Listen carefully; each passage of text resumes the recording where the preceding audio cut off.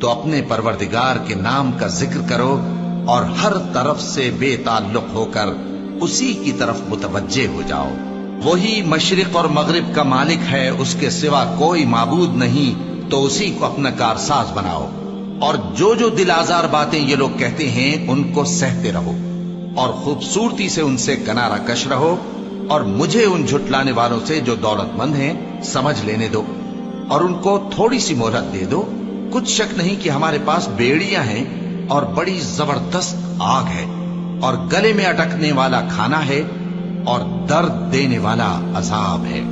जिस दिन जमीन और पहाड़ कांपने लगे और पहाड़ ऐसे भुरभुरे हो जाएंगे जैसे रेत के टीले, ए अहले मक्का, जिस तरह हमने फिरौन के पास मूसा को पैगंबर बनाकर भेजा था, उसी तरह तुम्हारे पास भी मोहम्मद सल्लल्लाहु अलैहि वसल्लम एक रसूल भेजी हैं जो तुम्हारे मुकाबले में